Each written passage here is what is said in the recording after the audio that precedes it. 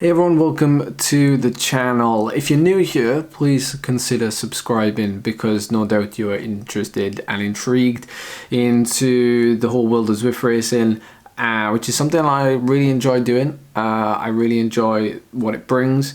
And if you've come here because you've, I don't know, maybe heard my name shouted at the UCI ESPORTS World Championships that's just taken place, then yeah, there's more to this channel than Zwift racing, but if you're here and interested in that, then please consider sticking around.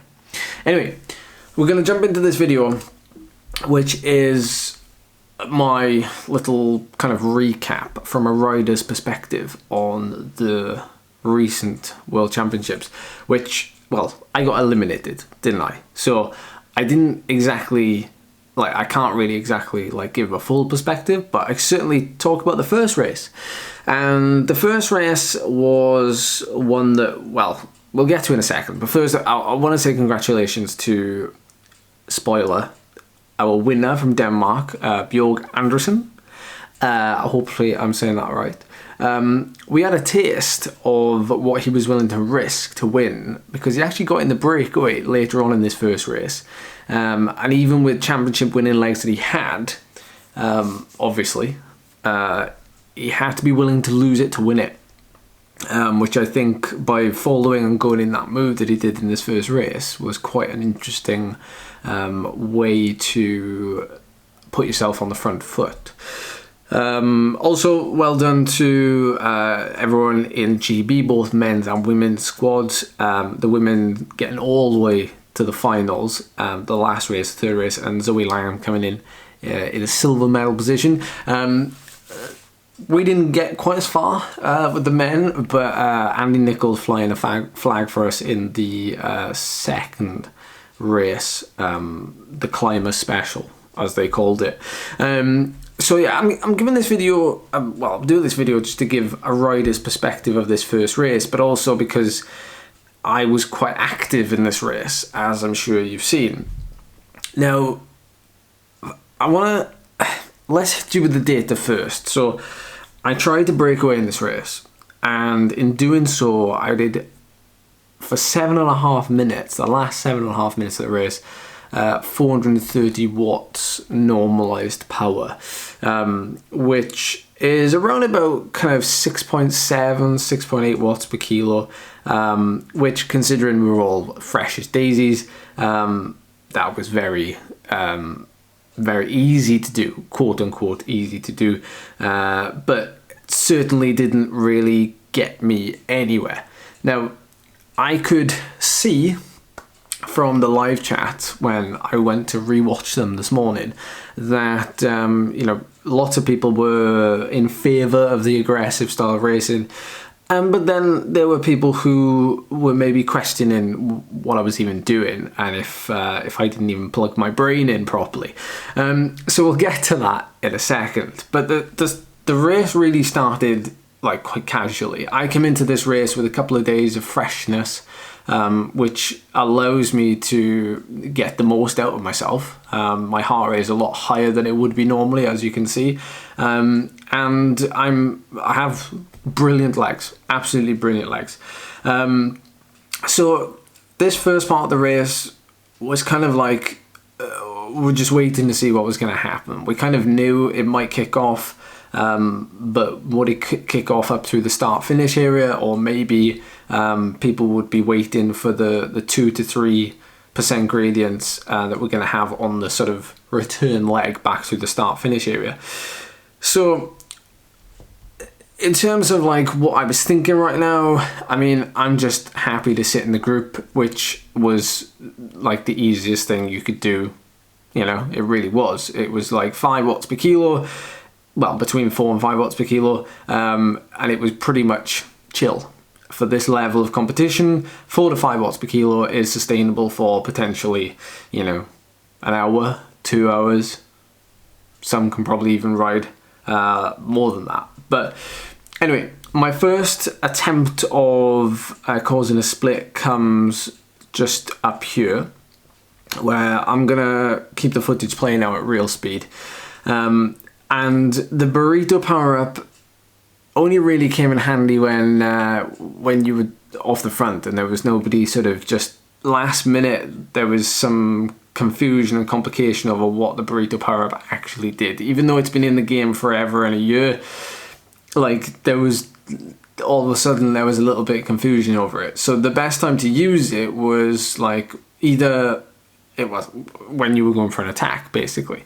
So I actually made a bit of a move over the top of this little climb by this bridge, and the first attack of two, as we'd call it, I attacked just here because there was a little bit of a move just down the road that sort of took away where I was going to go. So I waited, I went here instead, and again, people were like, why is he going into a downhill? Well, technically, you're not going to call this a downhill. It's like 3 seconds of downhill and that's it. So I wouldn't call that a downhill, but it's more about the little bit of speed you gain from just kicking over the top of the hill. So went over the top of the hill and wasn't surprised that 1 or 2 riders were joining. But we literally got like 3 seconds. Yeah. So we got like no gap whatsoever. But I wasn't just going to sit up, because that's one of my pet peeves whenever I watch bike racing is, you know, people put in an acceleration for like 30 seconds and then they sit up because, you know, basically the bunch is there and the gap is so small. So instead I was like, well, I'm just going to keep it going, and we'll see if it drags anything out of it. Now you can see on the screen that we get to this sort of section here where it levels off, and we've got a very small split. It's like 2 seconds, 1 second, 2 seconds. But we do have the world champion with us, you know, who is now the world champion. So he's covered that move, right? Now, whether or not he's covering the moves that are going off the front, or is he covering me? I don't know you well enough, dude. I haven't sent you a message, so I'm not going to assume. But this is the first attack that he follows, and then when I go again in a couple of minutes' time, he also follows that. So it's curious. It's a curious tactic. But now that we've been caught, I sit in and I surf the wheels near the front, and it kind of all clumps back together. But I had to laugh when I was watching the live chat back. We have this saying in racing, we call it like mum and dad attack, where like you're just trying to get on TV and you can say like to your mum and dad afterwards, like, look mum and dad, I got on TV, isn't it cool? And like, it's kind of turned into a thing now where people think, well, whenever someone's attacking, it's a mum and dad attack. And they're often labelled as pointless, but I really sort of, it's the type, it's a little bit of it's an overused statement is what I'm trying to say, but there's a reason why I'm trying to get into breakaway, and I'm sure lots of you are here to maybe wonder or get answers to that question. And I'm going to get into that now. Like, I'm not oblivious to the fact that I'm racing the best in the world here, and I'm trying to break away on Zwift is not a great recipe. But in a game of probability, there's actually more things that can happen if a small split is created versus the scenario where we just all ride around together and sprint at the end, because that is one scenario and that is technically all that will happen if we just ride around together. So when this little split starts to happen later on in the race, I was going to go again. I wanted it to go, so I'm not gonna just sit back and just like after that first attack, that wasn't gonna be it, because there's still opportunity. You know, there's still opportunity. But sometimes I get frustrated because the way that we talk about Zwift racing sometimes, look, there's Beic on my wheel again. The way that we talk about Zwift racing sometimes, it's almost like we don't want breakaways to ever succeed, because we're at the mercy of the way the dynamics work in the game. So it's like by default that we sometimes say, oh, well, we won't even try. And then when someone tries, it's like, they're damned if they do, damned if they don't. They get told, oh, that's not going to work, because it doesn't work. And just because something's happened forever and ever, and the breakaways never work, doesn't mean that they will never work. That's you know, we've just got to look at history to see that. But, you know, I want to animate the race. I would rather, you know, don't want to fall in line. I want to make the race exciting, and I also want to give myself the best chance. Like I said, in the game of probability, there's actually bigger risk for me and my physiology to sit in and wait for the finish versus to try and go quote unquote long. You know, this race is nowhere near long. It's like, you know, well, I only made a 7.5 minute effort, which, you know, this is the thing as well. Like the group I was in, you know, team tactics wise, because that's the other thing you got to think about. Like, I'm not just racing myself as well. I'm racing to get through to the next round, and if any other Great Britain riders get through to the next round, we can then, you know, collaborate together. But I didn't feel like this group was actually working well enough, and it's very difficult when the race is so short and you're all trying to like qualify and get through. But there was people super tucking here, and I was like, you know, I think we should all just be pressing as hard as we can to create a big enough separation that we've got enough to go through to the next round. But I think people are just thinking about the next race too much and not about just, you know, getting to the line first in this race. You know, when you're off the front like this, I think you've just got to commit to it. You know, I was fully committed to it, but not to say that others weren't, but like I said, maybe they were thinking, you know, further down the line, and, you know, that might be true because the world champion was in here. Then, you know, he was potentially thinking about sort of piggybacking off this group and then going through, which he did, obviously. So it just shows how good, you know, that rider is on the day and how good that rider is in general. I think we just should have been pushing 6 to 7 watts per kilo the whole time, all of us, to almost just go, like, keep going, because we needed a positive split the effort. Like, there's no point in, if we're gonna succeed as a group, we all need to go all in, and we all need a positive split that effort to basically get as big a gap as possible. You know, but the thing is, like, about that thing about saving for the next race, well, if you followers of this channel, you'll know that the deeper I go in this race, chances are the better I'll feel in the next race, and again in the final race. That's just my background, and that's just, you know, the fact that I've been racing for so long as well.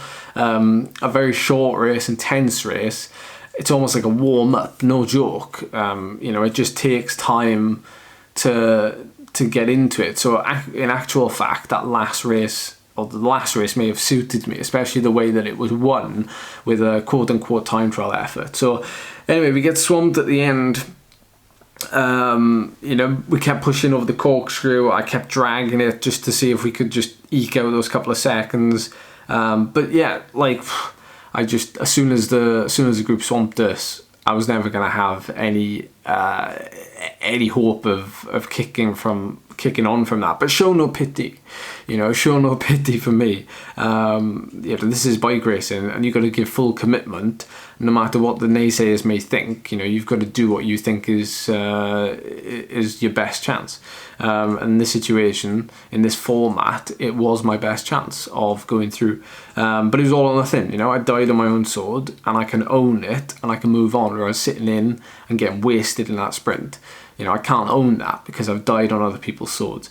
So my thoughts on the format, I really like it. It was great viewing afterwards, I must say. Maybe they need to think about top 50 go through if they're going to use the same course, or maybe swap the races around so the climb races first with the top 50 to go through, and then the 2 sprint races, second and third races. I think the course for the first race may create better racing if it was the second race or the third race, because everyone's on tired legs as opposed to fresh legs, where, you know, people can ride in a group a little bit easier in this first race. So yeah, lots to think about. I think you know, it's a different format to last year, but I personally, I think, although I didn't get anywhere, I actually enjoyed it as a fan. The format, you know, I enjoyed it more so as a fan potentially than a rider. So yeah, let me know what you think. On to next year. Thank you, Great Britain, for giving me the opportunity. Hopefully, you know, we made a good showing. It certainly looked like that in the live chat, and you know, we got a big shout out on the live streams everywhere, so that's awesome. So thank you so much for the support, and we'll be back in about a week's time, so I'll see you then.